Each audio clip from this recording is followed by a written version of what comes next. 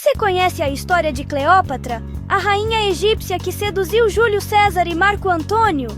A mulher que teria usado a beleza para dominar os homens mais poderosos de Roma? Mas e se eu te dissesse que essa história é uma invenção? Uma lenda criada por seus inimigos para apagar a verdade?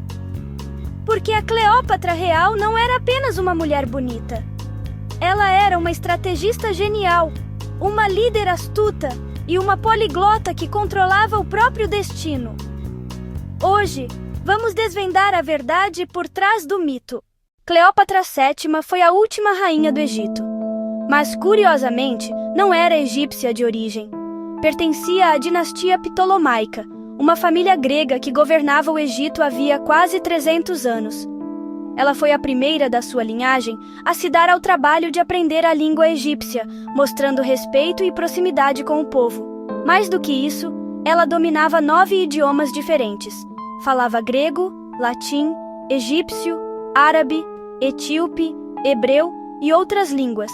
Era uma verdadeira intelectual da antiguidade. Quando seu pai morreu, ela herdou o trono aos 18 anos, junto de seu irmão mais novo. Mas a política em Alexandria era um campo minado de traições.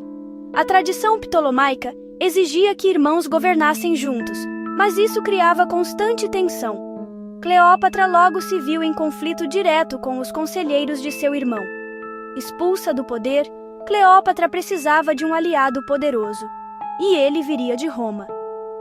É aí que nasce o mito da sedução.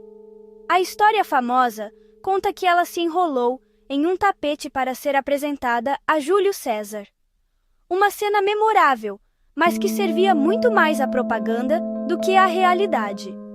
Na verdade, isso foi um ato político audacioso, uma forma de contornar os guardas inimigos e garantir uma audiência privada.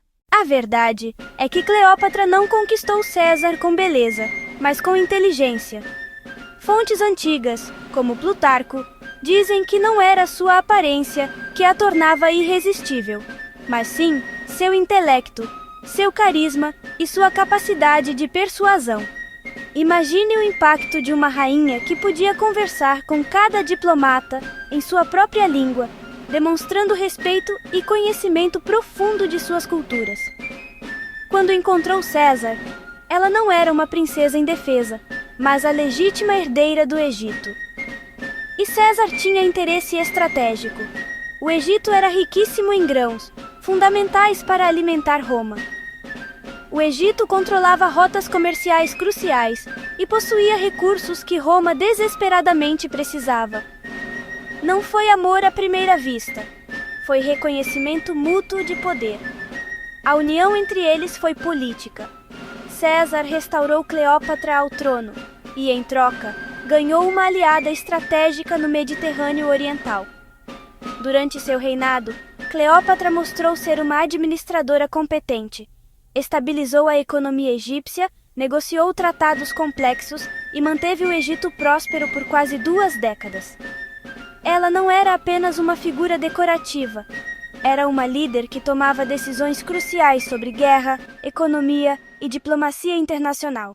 Após a morte de César, Cleópatra se aliou a Marco Antônio.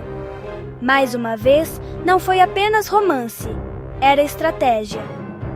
Juntos, eles formaram um dos blocos de poder mais fortes do Mediterrâneo, rivalizando com Otaviano, o herdeiro político de César.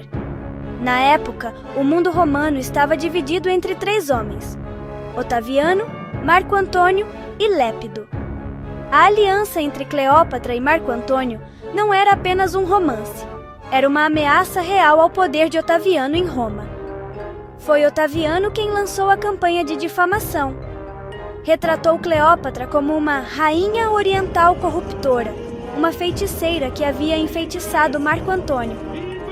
Essa propaganda foi essencial para justificar a guerra contra o Egito.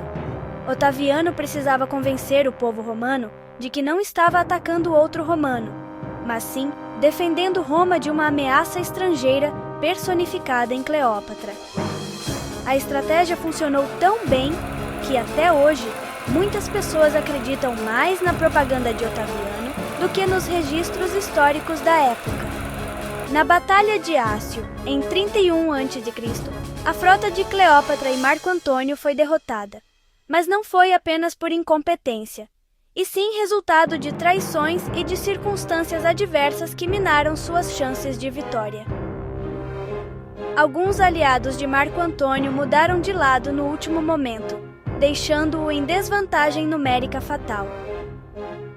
Sem saída, ambos tiraram a própria vida para evitar a humilhação de serem exibidos como troféus em Roma. Preferiram a morte honrosa à desonra pública. A lenda de Cleópatra como uma sedutora fatal é uma das maiores fake news da antiguidade.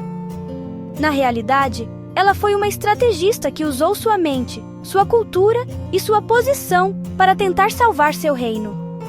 Até mesmo as moedas da época mostram uma mulher com traços mais comuns, focando em símbolos de poder em vez de beleza idealizada. Em um mundo dominado por homens e por Roma, ela conseguiu manter seu reino independente por quase 2 décadas, usando apenas sua inteligência e habilidade política. Seus inimigos venceram a guerra, mas o mito que criaram fez sua memória durar para sempre. Talvez seja a hora de lembrarmos de Cleópatra, não como Hollywood a retratou, mas como ela realmente foi. Uma das mais inteligentes líderes políticas da antiguidade. E você?